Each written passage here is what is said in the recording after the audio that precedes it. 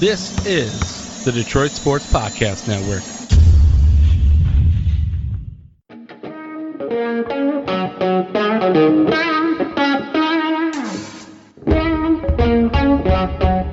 The biggest icon in podcasting.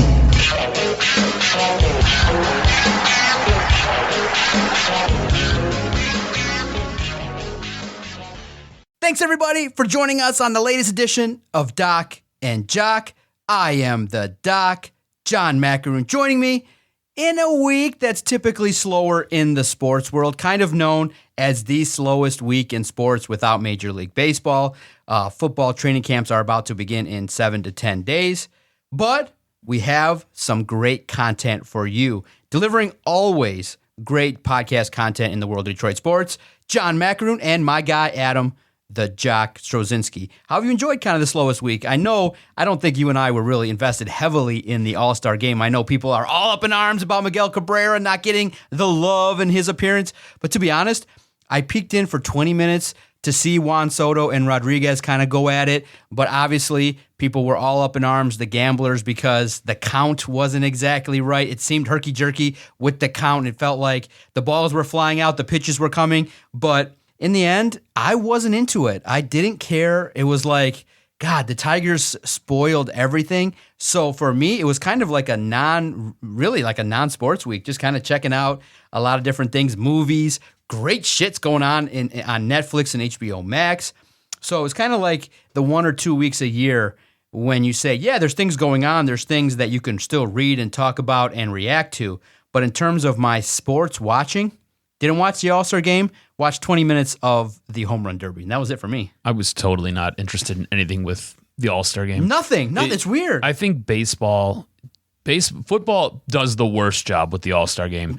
I don't think anybody really cares about the Pro Bowl, but I think baseball probably does the second worst job. Like it's, I don't know. If for some reason it never gets me excited, I don't ever really care. I don't ever really want to watch.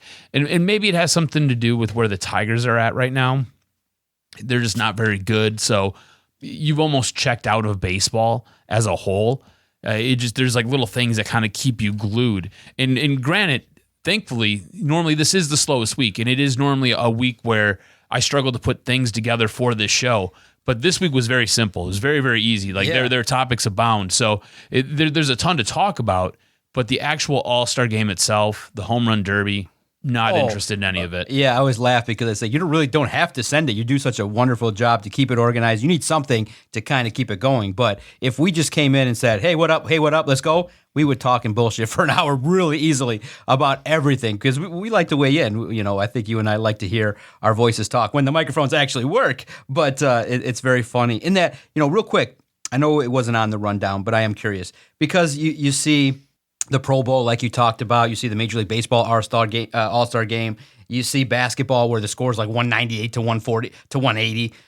I haven't watched a single one in maybe 2-3 years. Is it time kind of to just make it a paper award where, hey, you know what? I would prefer more like a television presentation. Like, hey, have these guys show up like on a panel and you just shoot the shit for 2 hours. Like, hey, could you imagine instead of what we got yesterday, what we got on Tuesday in the All-Star game, you just have like a couple chairs, a couple cameras, a round table with a reporter, and you got kind of Miguel and Pujols riffing a little bit on who's better, what they think of the game, what they think of, just talk about current topics. Like have a little like segment themselves, like a pseudo podcast with all the guys. Just have like 5-minute, 10-minute segments. Hey, what do you guys think about Soto? And what do you guys think? Like talk about the stuff that the media's talking about and just kind of shoot the breeze. Who do you guys think is the leading team right now? What's going on? Miguel, what's going on in Detroit? Just kind of riff a little bit, talk, let us see these people together in different environments. I don't need to see the Home Run Derby. I don't need to see any of it. I just think it's time. I mean, I know it's a money grab. I know the cities love the tourist shit, but just bring all these people together. Bring them. But for like festivities, bring them in to do shit, content.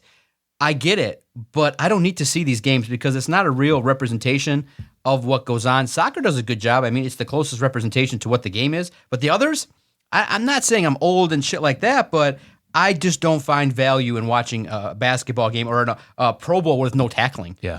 I don't need to see it. I think it's time to do something different that could be more interesting. And I know on the fly we didn't think about it, but we've talked about it in the past. What can you do to make it spicy? They've done it with money. They've done it maybe where, I mean, look, the All-Star game was 3-2. The All-Star game really should have been 10-9. How the hell is the All-Star game going to finish 3-2? So I didn't check it out. I'm just thinking about alternative ways to spice it up because it can't go this way. You see the ratings. It's not there. Nobody's watching it. And you can't keep doing the same kind of stuff over and over again. Innovation is key. I think that you just got to have a content, maybe party-driven atmosphere. Hey, it's something that you get your name on the list. We get to see you for a couple hours and then keep it moving. Take an extended break, like not even, look, baseball's back today. When you guys download this after your day, your work, if you're driving home listening to this, you turn on baseball, the Tigers are going to get their ass kicked again for 2 games. It's not that long. 4 days is not that long at all. 1 week is not enough. You need like a 2-week break, like a midsummer break, and let us recuperate from whatever the hell it was for the Tigers. But I think for the All-Star games, they have to do something. It's just jump the shark. Yeah. That's the way to put it. I don't even know how you make them interesting, whether it be football, baseball, basketball, hockey. I think hockey's probably done the most tweaking and tried to be the most innovative with what they give you. But at the same time, I don't really know if that's much better. I do know that this past year when the NHL All-Star game was going on, I got hooked. I got sucked in to the final, I think it was the final round of that, and the way that they have that set up where it's kind of like this weird tournament style, and you basically play different teams from different conferences or different divisions, and then you end up meeting in the end. But I don't know how you make baseball better. I don't know how, as far as basketball goes, it's just nobody wants to play defense. Everybody wants to go out there and play offense. And that's fine. I think us being here in the Detroit area, you tend to value defense a little bit more. You like seeing the stops. You like seeing some of the aggressive play. And it is like it is like going to a game at LA Fitness. Nobody's playing defense. Everybody's chucking the ball. That's what you get with the NBA All-Star game. And honestly, as far as baseball goes, I'm not sure what you can do. And as far as football goes, the guys don't want to get hurt. And football is a collision sport where you're going to get hurt. So unless you strap flags on them, that is the only way I can see you kind of changing and innovating the way football is presented.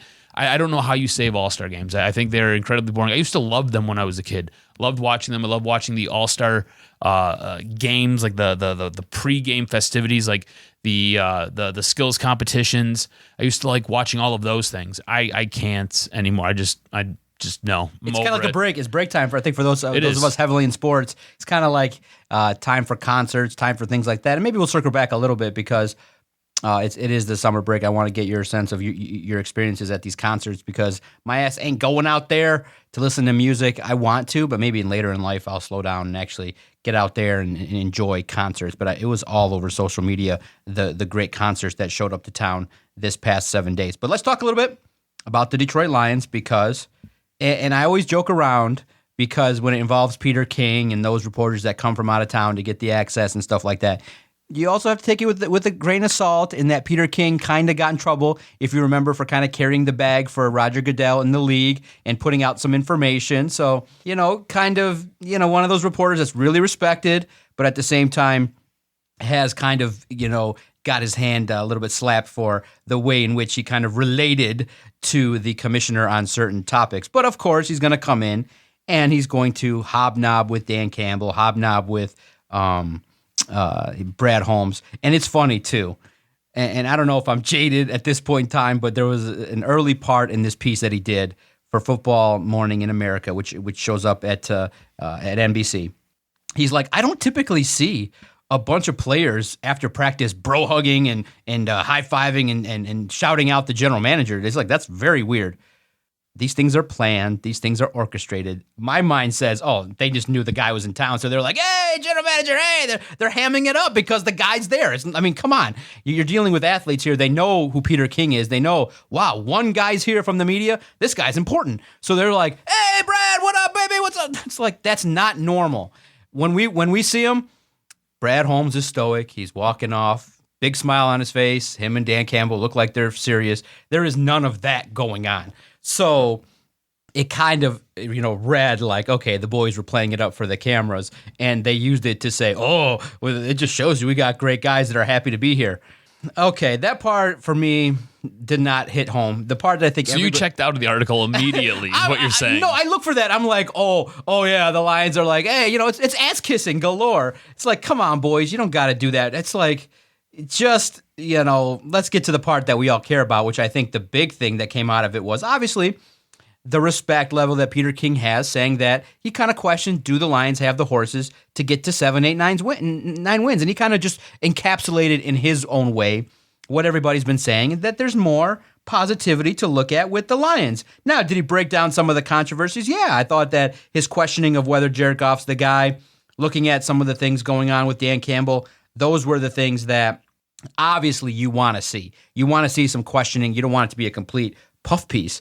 But I think the big thing that we hit on at All Lions and everyone in podcasting and radio really targeting what was the money line was Dan Campbell coming out and saying, look, the SOL moniker, same old Lions, we embrace it. And it's really dangerous when you bring that up because in the end, that moniker probably, if it were me, would be something that we just say, look, we don't want to talk about that. We want to talk about the present. Maybe that's the one answer you give a little canned and you say, look, every year's a new year. The same old Lions thing is really tough to hear because it embodies everything that's been terrible with the organization. But he's like, no, we embrace it. We're using it as fuel to the fire for what we're trying to do. Well, it didn't really help you when you were getting your ass kicked in late in games and you were trying to stop opposing offenses late last year, and we kept watching you give up weird-ass yards and doing the things that you typically do to lose games. Where was that last year? But I get it. It should be a rallying cry. It should be used as something to help them in 2022, but I just think they have to distance themselves from same old Lions. Because if I ask you, what's the first thing you think about when you hear same old Lions? It just cringe. All the Justin Tucker hitting a field goal, the picked up flag, Barry Sanders faxing in his retirement, players dying, in freak accidents, all the cursed shit that you see from the organization. I mean, we use it easily, and it shows up in our headlines because it's the easiest embodiment to trigger an emotion. Same old Lions, if there's one thing that we would want in this world is if we can move forward from same old Lions, I think the world would be a better place. We've been podcasting now for 468 episodes, and all we've talked about with the Lions has been the epic level of disappointment, the rebuilds. Constantly, I think we've written and podcasted about 90 players we want to bring to this team that are different because we want changes so bad. Look, I don't want to keep writing about how bad the Lions are or podcasting about it. I want to talk about wins. I want to talk about breaking down, hey, fourth quarter, what are we doing? And breaking down the playoff opponent and who do we want to face and what are the odds we're going to win. But at this point in time, that's the rallying cry. He's saying we're going to take something that embodies everything negative about the Lions and we're going to try and spin it in a positive way. I would distance myself from that word and that phrasing, but he was asked about it and he commented, and I thought for what Dan Campbell trying to do to talk to his locker room and talk to the audience, it did its job. For me personally, I want to just hopefully in the next 5 years never hear the phrase same old Lions. I mean, do you not want him to address the elephant in the room, though? I mean, same old Lions, it's been the mantra of this team for, 60 years? No, I don't want to hear it anymore. I mean, it's one of those things where I don't have a problem if he's like, yeah, look, we understand what's said. We hear them. We hear what you guys say. We know what the deal is. We know that we're bad, and we're fighting to change this. We're working on making it different. I like the fact that he addressed it. I like the fact that he's trying to use this for fuel for motivation for these guys, being like, hey, we are going to be the team to change this. We're going to be the guys. Everybody in here is accountable for making this different and making this better and making it right because we've been horrible for so long. I like the fact that he uses that, and I like the fact that his team buys in and they listen to that. I mean, Dan Campbell last year, that team could have tuned him out at any point, right? They were going into December winless. Team could have just said, you know what, coach, we're not listening anymore. We're looking forward to our vacations. We're looking forward to ending the season, and we're looking. You can talk to us next year. We're good. That team didn't tune him out. That team fought and played hard for him all season long. I think that says a whole bunch about him, and I think that guy knows how to motivate his guys in that locker room. And if he's got to use the same old Lions terminology and he's got to use that awful, gross history that the Detroit Lions have to help motivate his guys, I think it's great. All that being said, I don't know if them coming into the season with a chip on their shoulder because of this is going to result in them setting the world on fire. I don't think it results in getting to the playoffs. I don't think it results in extra wins. I think what it might do is it might give you a little bit of an edge. It might make you a little bit tougher, might make you a little bit harder. But all that being said, when it finally comes down to the come down, it is talent that wins in the NFL. Talent is what separates guys. And this team has much more talent than it did last year. But that being said, this team is nowhere on a level of, say, the Los Angeles Rams, say the Cincinnati Bengals, two teams that competed for the Super Bowl last year. This team is miles away from there. That's a hefty expectation. We're looking at, can you get to the level of the Vikings, the Bears with Justin Fields? Can you finally dethrone the Packers? So in the division, it's all you got to do. And still people to this day will say, well, you're not good. You're not as good enough. So I'm curious, what's the first thing you think about when you hear the phrase same old Lions? What do you think? What comes to your head? The struggle. Yeah, exactly. Like it is the struggle. Yeah. Just like there are so many things. There were weeks and there have been months where we would come in and do shows and we would talk about the ways the Lions have invented ways to lose games. Yeah. Like you just go through the history of this podcast. I think we're coming up on 8 years. I think we might be celebrating. This might be our 8-year episode right here. You can go back and just we have broken it down. I mean, you remember when the batting the ball out of the end zone against Seattle, right? The pass back and forth kind of thing. What else was there? We were doing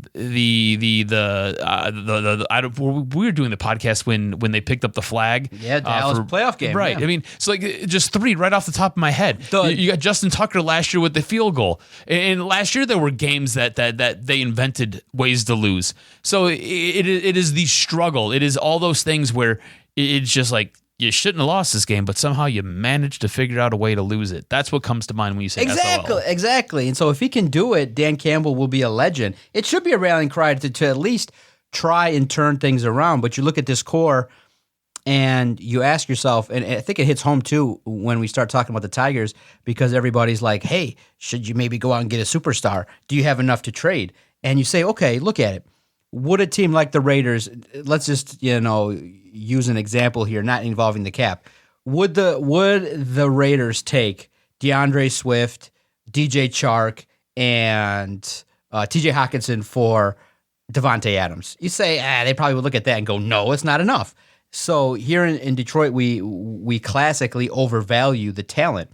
When you look at the high-end talent on this roster, you don't see it just yet. It's potentially there with the young guys, Penei Sewell, DeAndre Swift, Jamison Williams, Aiden Hutchinson, Aleem McNeil, Levi Onwuzurike. You got 6-7 guys that are young that they're hoping 2 or 3 break through. Malcolm Rodriguez that maybe become guys that can be elevated. But the thing that separates, and there's a lot of layers to the Lions and their struggles, to get to at least the point where you're winning 7 to 9 games consistently as the starting point, you need a lot more talent. And it just seems that way, that it's still a young team. It's only year 2 of the rebuild, but it's just very hard to not lump in the desperation that this fan base feels because of the lack of success. So it always feels like, hey, if this team gets off to a 1-3 start, the world's going to fall. And somebody, probably not us, but somebody's going to say, hey, is Dan Campbell the right guy?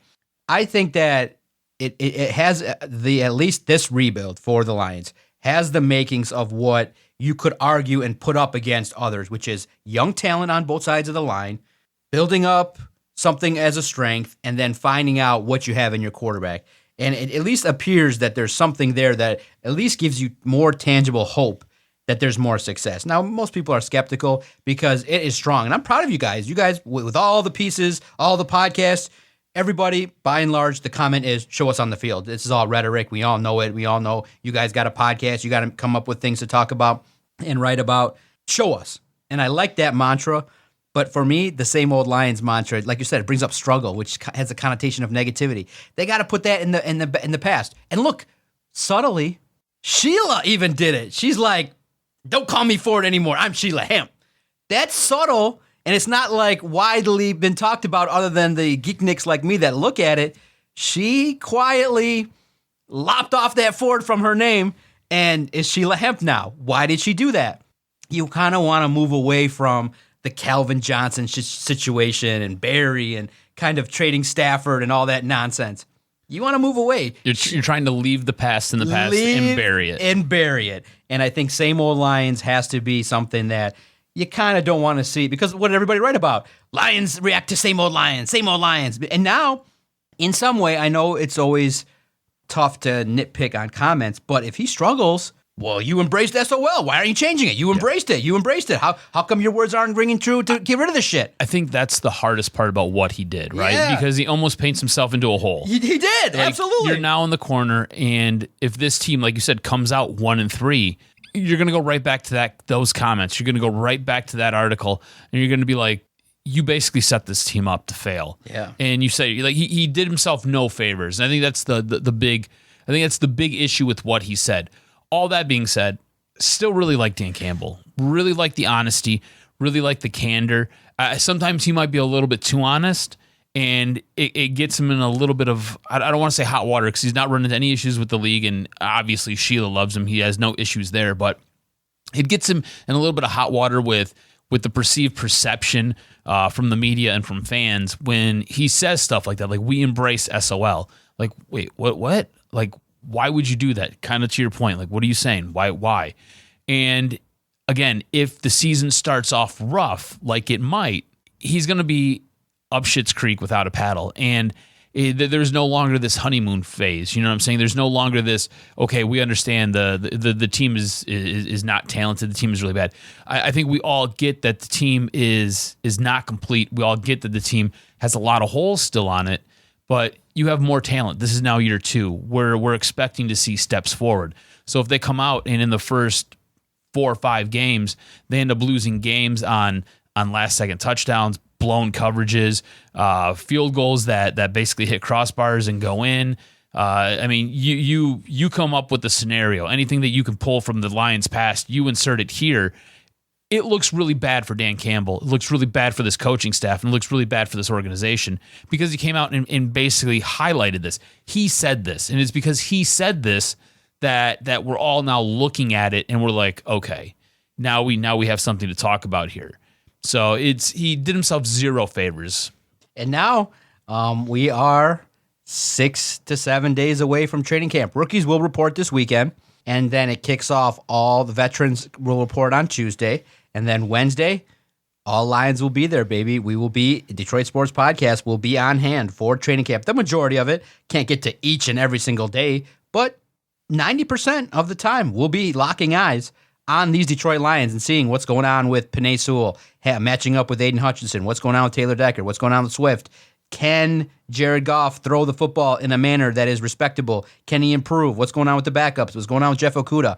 We will have all of those answers. What is it you're interested in? What do you want to know? When you see the first reports coming out Wednesday, Thursday, Friday, what is it that your early thoughts? Because remember now, to set the scene, they will not be in pads that first week. So it's a lot of the similar stuff that you saw in regards to mini camp. It's going to be a lot of tossing the football, a lot of seeing kind of the positional drills and things like that. But we'll definitely see how the competitiveness will appear when the offense plays the defense with the first and second team defense. What are the early things you're looking at? Obviously, the name you're going to see, really all across the board is Aiden Hutchinson. Not a lot about Jamison Williams because probably won't be there. So you're going to hear a lot about the rookies and what goes on. Maybe the early report will be the health. Maybe the first question that might probably be asked to Dan Campbell on Wednesday is what's going on with Josh Paschal because he was injured. What's going to fill your tank when you scroll all Lions and you scroll all the podcasts and the coverage and everything like that? What do you want to hear about next week? It's really the atmosphere in the area of the team, right? Like, is everybody competitive? It's happy. Everyone's got a big smile on. I don't want happy. Everyone's happy, bro. Everyone's happy. I don't want mad. I want competitive. I want guys basically showing up with their hard hat and their lunch pail, ready to do a job. Is what I want to hear about. I'm also interested to see kind of you're talking about lining up, tossing the football around, basically 7-on-7 drills. I want to see who's taking the majority of those reps. Right. I want to see who's getting worked in, who's getting worked out. I want to see who's actually showing up during those drills, right? Like, is Amon-Ra St. Brown obviously on team 1, and does he drop 4 out of 5 passes? You know what I'm saying? Like that at that point now I've got a little bit of a red flag up, and now there's something else to watch as training camp kind of moves along. Is Jameson Williams on the sideline? Is he able to work out a little bit? Is he doing some strength exercises? Is he basically taking mental reps? And how does he look while he's taking those mental reps? There's a lot you can gauge by body language. If you pay attention close enough, you can tell a lot by a person's body language. And that's what I would be looking for, and that's what I would be reading into. And just kind of gauging the waters with where this team's at, how this team is now entering into year 2 under Dan Campbell, and what are some of these guys who are now in that second year under Dan Campbell, how they're progressing, and then how these rookies are progressing through this system and learning what Dan Campbell and the crew is expecting of them. That's what I'd be watching for. Yeah, can't wait to see it. It's going to be fun. It's always good, kind of the first couple of days. Really, I hate to put it out there, knock on wood, which I'm doing now, no injuries. This is a football team that has to stay healthy. If not, if this football team is besieged by injuries like they were last year, when you look at Okudah, Frank Ragnow, TJ Hawkinson, DeAndre Swift, Jared Goff, everybody got their turn, in essence, to be injured. So I'm saying that this is a football team that is probably, like many, they have to stay healthy. If they don't, they have no chance. The depth probably is the biggest thing. I think you're gonna want to see the likes of Jerry Jacobs, AJ Parker, Will Harris, what they're gonna do. But when you look at the backups, what they got going in the second team, because the first team, 11-11, is pretty good. I think you're going to like that. You're going to like, especially, but I think the thing you're going to complain about the most is the linebackers. It's not good enough. Just Anzalone and Chris Board don't scare nobody. Don't scare me. I feel like I'm going to line up there and be like, listen, I got more than you. It's funny you say that because I'm online right now and I'm looking at the linebacking depth chart. Yeah. And I'm just like, ugh. Oh, yeah. Exactly. That's the first thing everyone's gonna be like, oh. And then behind them, Jared Davis and Malcolm Rodriguez, James Houston in the mix. Malcolm Rodriguez might make you excited, but I don't know. I'm gonna be curious to see. Bro, I'm not gonna lie. You match up in terms of his physicality, bro. He's not undersized, but you put in 2 weeks in the gym and you're about as tall as he is. Like literally, if I was interviewing you, picturing you now here in front of me, that my interview with him, I stood right in front of him. I don't want to say undersized, but like I wasn't scared like he was going to tackle me. Mm-hmm. I feel like I could get a good run and get away from him. Right. So I'll be interested. Not versus like another terrible like if I saw Micah Parsons, I'd be like, okay, I'm sorry I said that about you. So whatever I said, I made it all up. I just made it up for ratings. Sorry. I'm going to be interested to see what he looks like, right? Like going back to your previous question, he's a guy who I think is who's brought here for a purpose, right? I think they have some expectations for him. I don't know what his ceiling is, and I don't even know if they know what his ceiling is. Looking at the tape, he looks like he can play. Do you not agree? He looks like he can play, but again, it's a totally different world when you slap on the pads and you're going 100 miles an hour. It's totally different. Derek Barnes is another guy who I'm curious where he slots in, and does he take that? Good call. Does he take that next step? Is there that progression? Because Derek Barnes going into the year last year, he was a guy who we were hyping up, and he was a guy who we were basically like he should be good. Everything looks like he should be good, and then he got some reps, and then they took his reps away, and then at the end of the season he got more reps, and he looked a little bit better, looked a little bit more comfortable, but still it almost seemed like he was struggling to kind of find his place. He's now second on the depth chart. Where does he go from here? Like, does he take that next step and does he push to be the starter, or is he just going to be a rotational guy? Is this his ceiling? Jared Davis is, I think, a great guy to have on this roster, not necessarily because he's talented, but because he was a guy who was picked up. Expectations were there. He never lived up to his expectations. Jared Davis can go to any other team, and he's going to be a second. He's going to be a second on the depth chart, maybe third on the depth chart, depending on what their linebacking core looks like. Jared Davis is probably going to start for you. I think Derek Barnes can learn a lot from a guy like Jared Davis. You don't necessarily want to be like Jared Davis. You don't want to be that starter on a bad team. You want to be the starter on a good team. That's what you want to do. I think if Derek Barnes can learn anything by the history of Jared Davis, it is trying to be better than what Jared Davis basically provided the Detroit Lions. And I'm not trying to condemn Jared Davis here. It's just it's accurate. It's fact. Jared Davis he was a first round selection, right? He was a first round pick, and he just never really lived up to the billing. Always looked a little bit out of place, and it might have been the defense that they were running. Maybe it wasn't conducive for him. Maybe he just didn't fit that system. I don't know. Ends up going to the Jets. Next thing you know, he's back here again. So maybe the light bulb goes on. Maybe the system fits him a little bit better. I'm not sure what it has to be, but Derek Barnes last season reminded me a lot of early Jared Davis, and that's not necessarily the connection that you want to have. Oh, thanks for that. Yeah, it's crazy. With all the positivity that's been out there, I could easily throw you 4 negatives. And the biggest one is highlighted by Jared Goff. I mean, I know it wasn't on the list, but a very interesting power ranking was put out by ESPN. Louis Riddick and Jeremy Fowler and a couple other evaluators. What they did was they said, okay, let's talk about, and this is what they do in the offseason, kind of like you and I. Instead of podcasting in terms of like just putting it out there on the air, they just sit back and behind the scenes and say, okay, what do you think about the Lions quarterback situation? What do you think about the coaching staff? What do you think about the roster they've built? And they shoot the breeze and they evaluate and they put a ranking to it. And then they release what they think. And they did a 3-year power ranking projection. Did the Lions get in the top 15? Oh, hell no. Did they get in the top 20? Oh, hell no.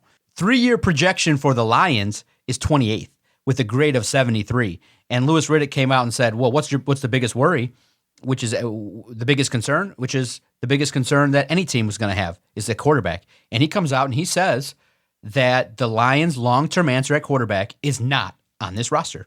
And Jeremy Fowler followed up in his next nugget in the writing, which you can check out at ESPN Insider. He said, look, the way this is kind of appearing on the outside is this is a football team that's going to pick a player in the draft. This is exactly what teams do. That if Goff is not the guy, and it's a bonus if he is, but even if he does play well, you build up the lines, you build up the team, you have weapons. So either Goff's going to benefit from it, he's going to be given the rope. If he doesn't, you go and you get that guy. And that's what teams are doing, is getting quarterbacks that are cheaper. But there are smart football minds that say there's no guarantee that you get a young quarterback. The league is full of failed general managers, full of Josh Rosens, Sam Darnolds. You can debate Baker Mayfield's. You can debate that. We're all excited saying, yeah, draft a quarterback. But you're really putting the pressure on Holmes to find that guy, because you remember, who did he kind of, advocate as part of a team to get? Jared Goff, and they traded a shit ton for him. So I get that. Whereas I'm more like, yeah, maybe you do kind of go all in and look for Lamar Jackson, or look for somebody that maybe has played that's just right there underneath, but it's going to cost a lot of money. So I would take the gamble in the debate of would you do it in the draft, but I'm not as hopeful. Like my stance would be I'm 60-40 that this is going to be rocky for that year, like kind of Tigers-esque, where everyone's going to be like, this team is ready. Now you plug in a rookie quarterback, you pick the right guy, and he's going to turn out to be like Joe Burrow. Bro, it's not that easy, especially in Detroit. So Louis Riddick hit on something, and it really gets you to that point where you hit on, is Jared Goff the guy? He's got to show it. And we're going to talk more about it as training camp comes and goes, and we'll elaborate on it. The drafting of a quarterback is not a guarantee that this is going to be the stamp to get the Lions to the Super Bowl. Joe Burrow is like the dream scenario. That's what we all want. That's what I would love, is to have that quarterback come in and just be like, I got this, yo, one and done. I don't need the patience. I don't need my 4 years. I don't need to hold the clipboard. I ain't Jordan Love. I'm Joe Burrow. Could we get that? It's a crapshoot. It'd be amazing. Detroit, I think, would be reinvigorated if some guy came in and just lit up the sport. But we're on the patience train here in Motown and Rebuild City. But I would love that. I think that's the biggest jolt someone needs, is to come in new, and like an Ivy or Duran for the Pistons. If they came in and just were like, boom, top 6 rookies and just in the mix right away, instead of this slow build with Cade Cunningham and everything like that. So it would be great to see, but I'm curious your thoughts just in Louis Riddick saying the long-term answer is not here. It's not Jared Goff. Oh, I mean, I totally agree. Done. And like, here's the thing. I think this season will be good for the Lions, but I think it's going to hurt them long-term because they don't have that answer at quarterback. If this team does as well as everybody thinks they're doing, I think right now, I heard a report, they have been the odds-on. They've basically earned the most money coming for teams betting the over for the Lions. I think the over is set at 6, or it's 5.5. So 6.5. 6.5. Okay. So all that being said, If this team does go over, they win 7 games. Where does that put them? That puts them right in the middle of the draft. Right in the middle of the draft. And good luck finding your franchise quarterback there. Good luck getting the guy that's going to put this whole thing on a tilt-a-world and flip it 180 degrees. That's my biggest worry, is that they're going to be just good enough to keep Goff. Just good enough. Just good enough. And that's 7 wins. And that's the problem. You end up in this spot where it's like no man's land. You know, you're not good enough to get to the playoffs, but you're not good enough to get that impactful guy, or at least have a shot at that really impactful guy. And that becomes the issue, and that becomes one of those things that will permeate and last a long time with this organization. So I want this team to do well next year, but I'm going to say it right now, and I've said it before. If they do horrible, it's not the worst thing for this team. Not the worst. It's not that bad. I mean, I don't think it'd be a total indictment on Dan Campbell. I don't think it'd be a total indictment on Brad Holmes. It's not a horrible thing. I mean, let me put it to you like this, and I wish injury on nobody, but if this was the case, I think it would be the best thing for the Lions. Lions start the season out, first 5-6 games, they're basically 2-3, 2-4. And they look pretty competitive in those first 6 games.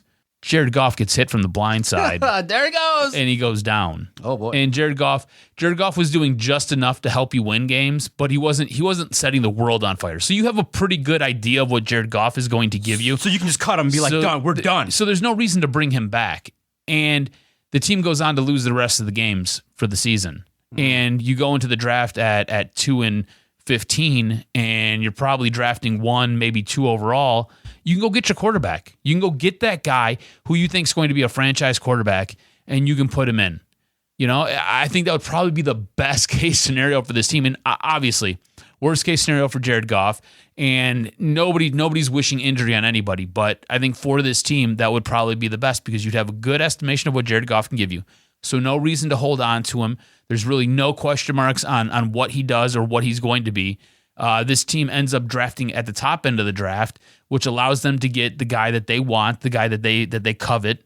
Also, you've seen a team that came out and played their asses off for, like I said, first 6 games of the season. I'm pretty sure Dan Campbell would get these guys up to play the rest of the season, but they look good the first 6 games of the season. They look competitive. They were able to win 2 of those first 6 games before a devastating injury happened. It's all good signs, except for Jared Goff now has to get his leg figured out, or his arm, or his head, or whatever the hell happens to him. Yeah, it kind of has the feel of like Goff, you know, being Jared Goff, just good enough where he teases you a little bit, has a couple of good throws, has a good relationship with Amon-Ra St. Brown, TJ Hawkinson. Those are going to be the biggest questions too, is does TJ Hawkinson get the big fat money deal?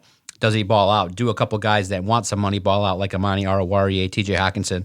So those would be another good thing to pay attention to. Oh, it's so good, man. We talked 40 minutes about football just like that. That's how good and that's how fun talking about the Lions can be, especially, with the love that people... I mean, gamblers, it's a different thing, because you gamblers, man, you degenerates out there, you just love the 80-1 odds. You just love to say, oh, yeah, I put $5 on the Lions to potentially get DeAndre Swift to have the most rushing yards so you can get your $500.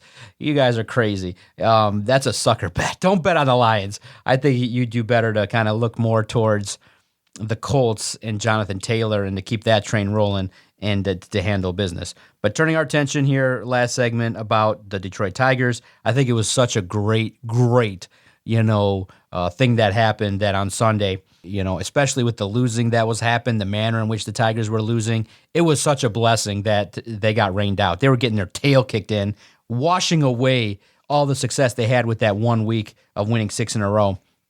They've erased it. They have a mark that is really subpar, really disastrous. And now when you got the columnists now finally writing it, we've put it out there, of course, looking at, just for fun, as a Lions site, we put out, hey, let's look at a couple candidates that could potentially come in if Al Avila's gone. Of course it was going to come out. It was funny in that, it is played out, but yes, the narrative for the Tigers right now is, the first thing that would excite the fans is, can you please fire Al Avila? Can you please move on from this general manager who has brought us nothing but disappointment?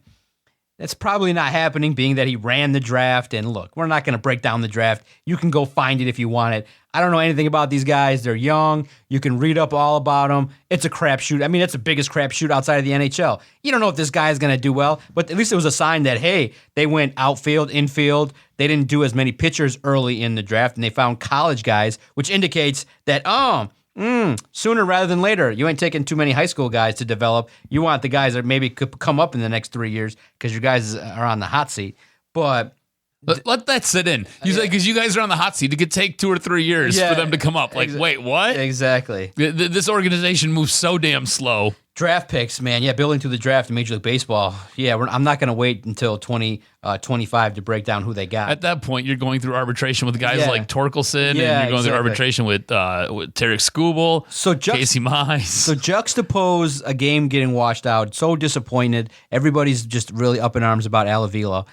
And then Torkelson, they announced, gets sent down, which should have happened really probably back in the middle of May. It should have happened. So like 2 months ago? 150 at-bats. Yeah, sure. The guy was struggling, no power.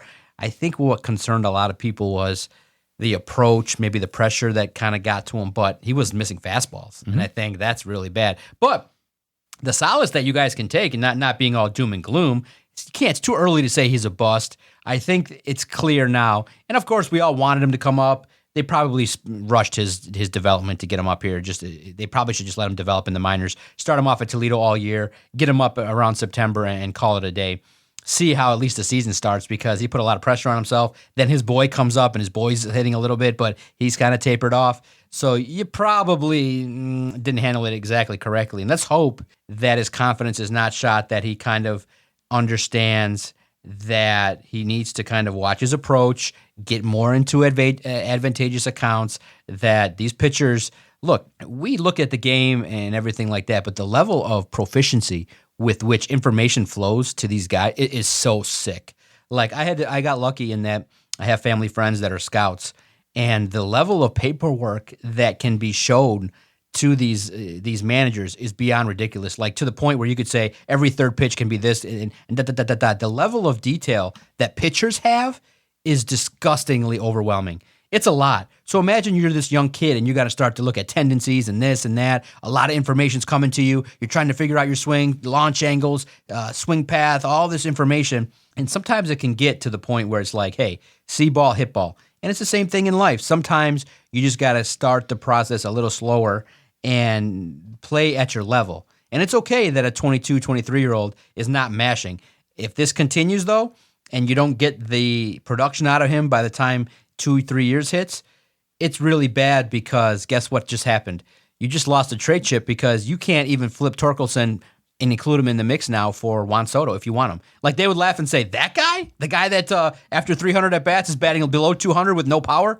Ha, no, we don't want him. Like, that's not something that many teams are going to look to do when they're making a trade. They want a guy that, hey, we want somebody that when they come up, we can say we traded Juan Soto for this. We're not trading Juan Soto for Riley Green and Spencer Torkelson. And we're going to talk about that, how laughable that actually now looks. But I think the Tigers waited too long to send down Torkelson, and might come back to really bite them in the ass.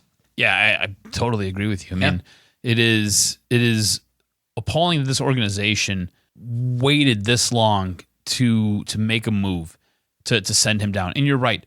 If for some reason by the time year 2 rolls around, he could be a player like Cameron Maybin. Like, Cameron Maybin was an okay major league player, but not those expectations that the Tigers had when they drafted him, right?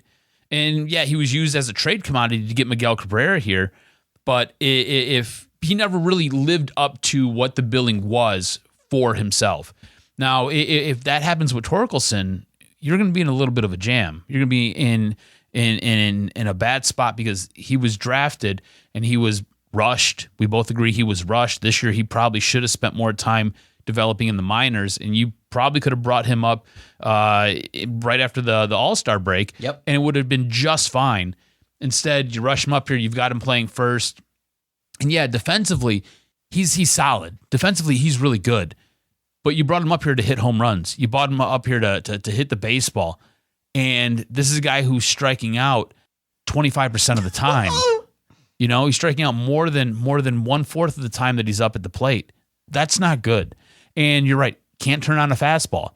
If you're a power hitter, that's the one thing that you can always turn on. That is bread and butter for you if you're a power hitter. You can turn on that fastball and you can send it yard. He can't do it. So setting him down, I think, is a good thing. I think the way this organization has handled it is criminal. I think that they may have set him back and may have impeded some of his learning and some of his development.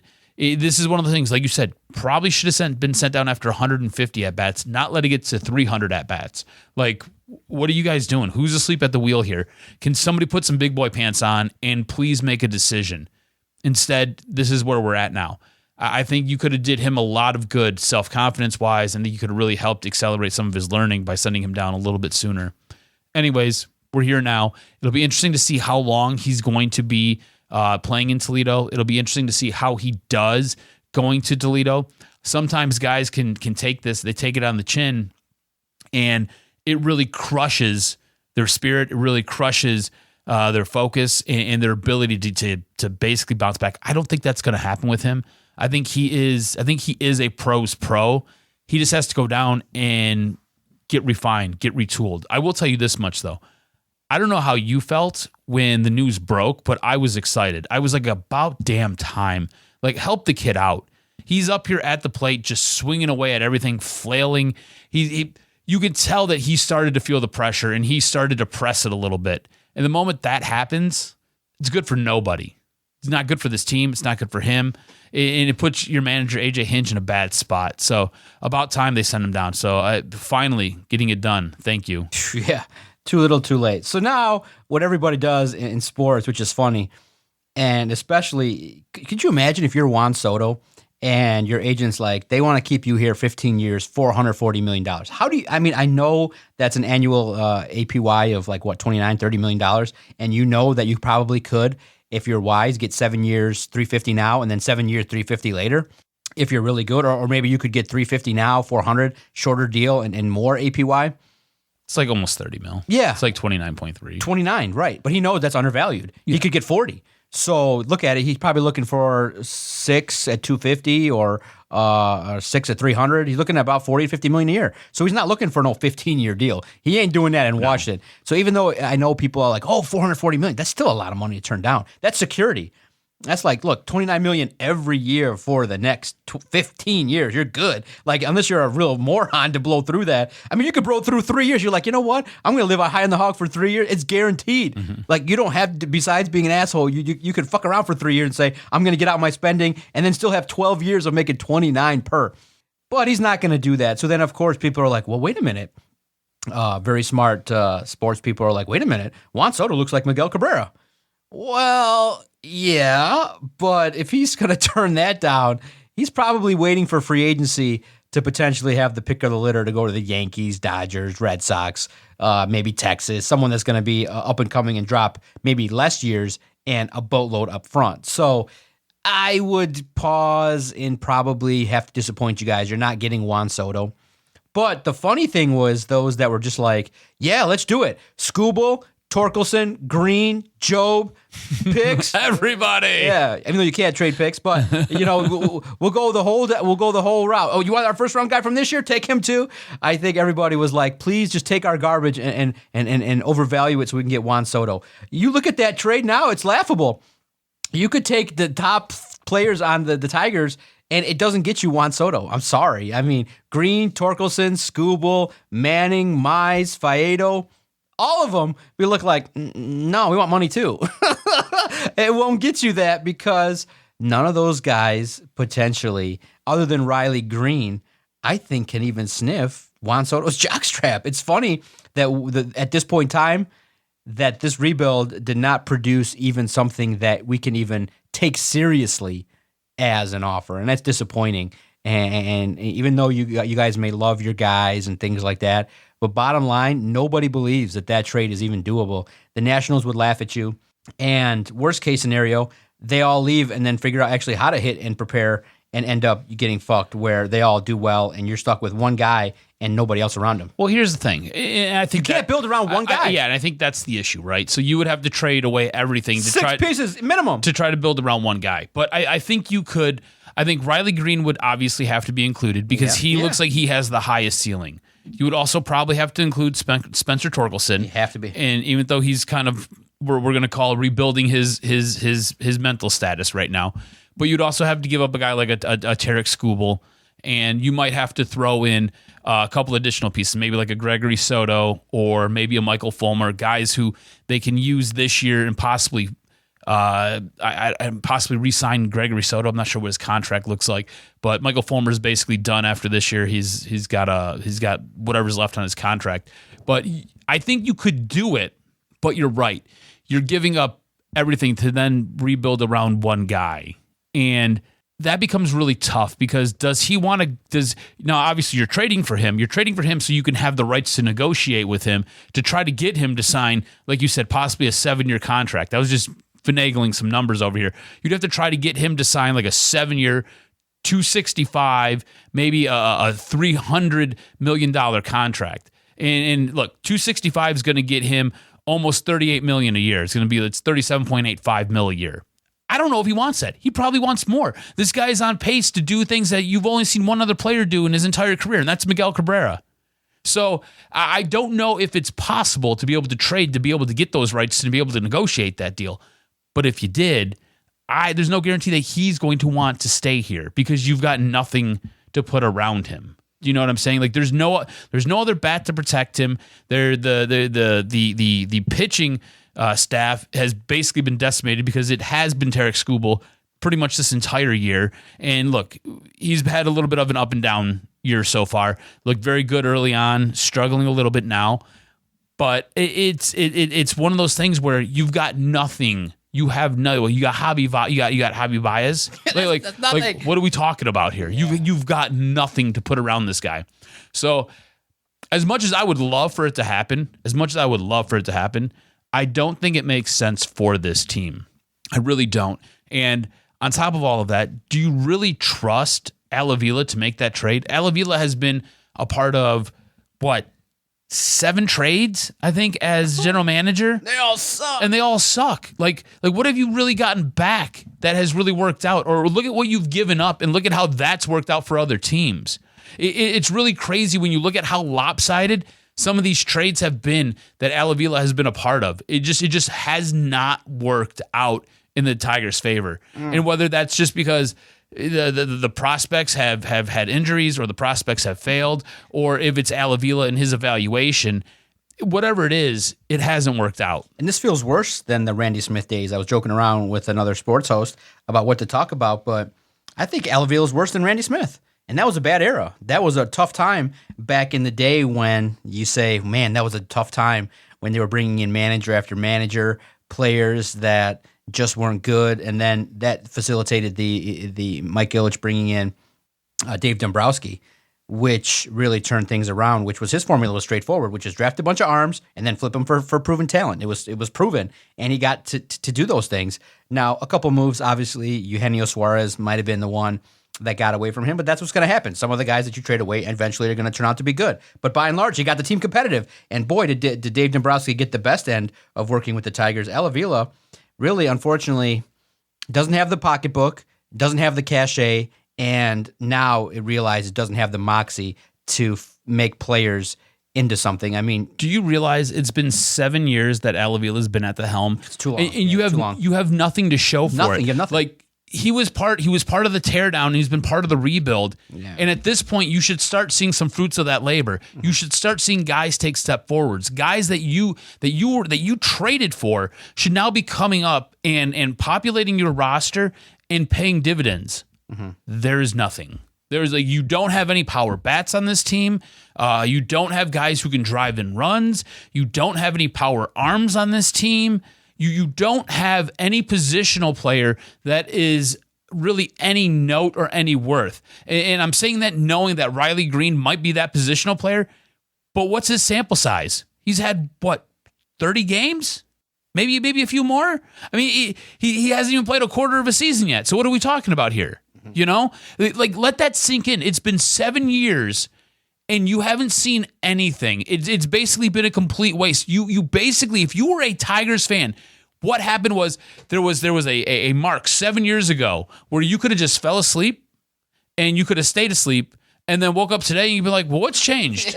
The team is arguably worse now than it was 7 years ago. That's a problem. Yes. And that's enough of Tiger talk. All right. Let's end it. Last 5 minutes. Give us a review of some of these concerts. You've been to Comerica Park. You've been hitting the concert tour. It's amazing. Definitely enjoy seeing the pictures coming out of what we've seen now with Detroiters. I love that seeing Detroiters get out, have a good time. We're moving a little bit more away from COVID, and people are getting out and about at the beaches. They're getting out and about. We're not talking about it as much. Although, full disclosure, people that are going on vacation are coming back kind of getting COVID, so be careful. It's not as publicized as before, but be careful out there. But you've been to Elton John, a couple country shows, big name performances showing up there at Comerica Park. What was it like? Was it good? Set the scene. So a couple of concerts that I've been to, and look, mind you, my girlfriend loves concerts. Like, it's her thing.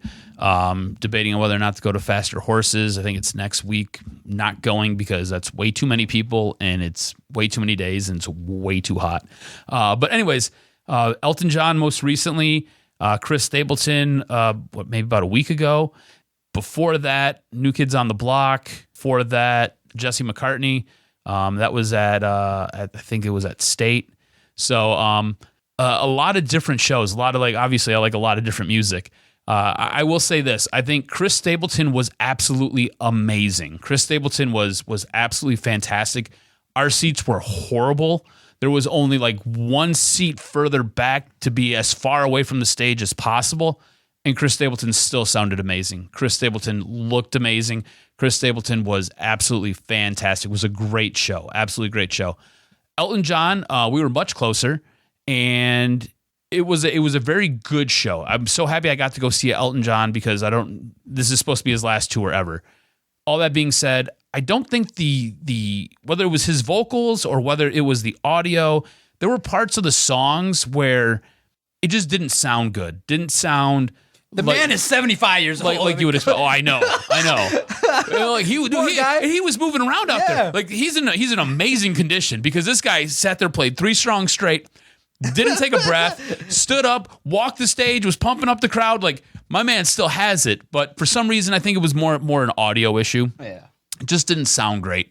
And this is the problem with Comerica. The way that the audio reverberates around the arena, it kind of all just goes straight up in the air and leaves the stadium. So you don't really get to hear great acoustics from the way it's set up.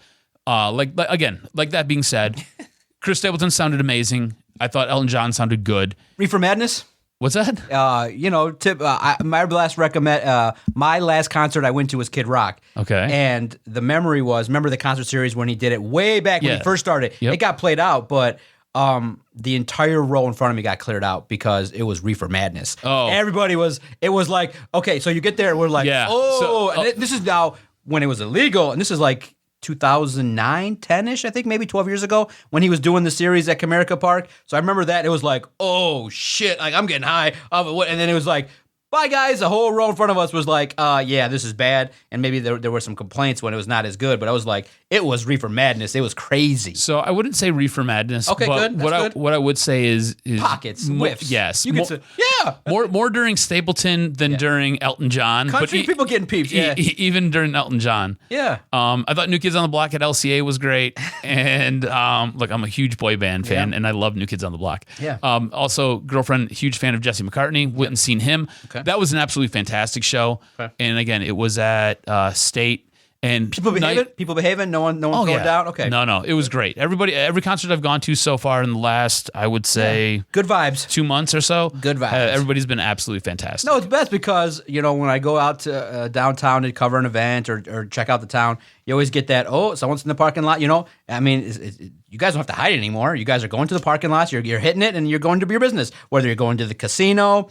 You get that with a reefer. So I've gotten a lot of that contact from you guys. Thank you guys for all the free contact highs I've gotten in the last 2 years.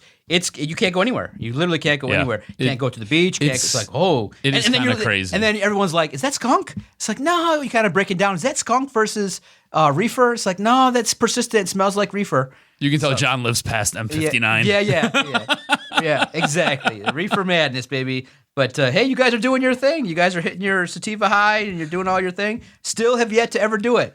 I joked around. I said I was going to do it on my 40th birthday, but I'm happy. I don't need to get all high and shit. But Comerica Park, it's not the best for audio, but it's a great scene, especially with the backdrop of the city, and it's a good time. Anything coming up that you said you want to go to that's really big time?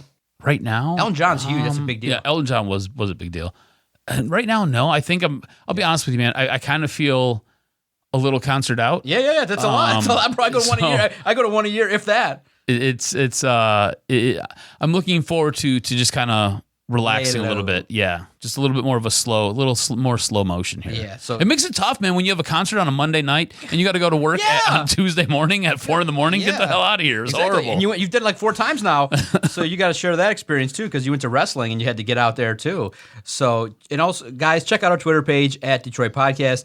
We have a tweet that kind of encapsulates kind of the world we're living in. It's gone viral, where a young lady and her guy are going out for an evening, and she hits an edible, and she's sitting at the club looking all nice, but she's about to pass out. So it's called When Date Night Goes Bad and the Reefer Gets You. I think it's already had well over 3 million hits, and people are like, the guy's like, that edible whooping my baby ass. Come on, baby, fight back. So, yep. And she's sitting at the club, and it's kind of like, just like how you'd picture it. Have you ever done an edible before? You've never done anything, right? Nothing. No drugs have hit my body. And I would always get fearful that I took 1,000 milligrams and I have to hold on to the grass because I feel like the world's spinning. No, I'm not doing that. I'm just chilling, living my life. Get the experiences from you guys on Twitter. So that's a good shit. So make sure you follow us on Twitter at Detroit Podcast as we highlight more and more of the nonsense that is the world that's out there. Make sure you follow Adam on Twitter at AdamRSTROZ. Follow the network at Detroit Podcast. Anywhere you listen to your favorite broadcast, type in Detroit Sports Podcast, and our daily content will find you breaking down the Tigers, Wings, Pistons, Lions, training camp coming up, all things Michigan football, and professional wrestling on the weekends. For the Jock, Adam Strozinski, I'm the Doc, John Macaroon. Podcasting time has come to a close. Thanks for spending the last hour with us. Let us know how we did. We appreciate all of you guys that hit us up. We appreciate it. Can't wait, guys. Training camp is next week. It's going down, and you'll get all the inside scoop from Detroit Sports Podcast, who will be there in person inside Allen Park.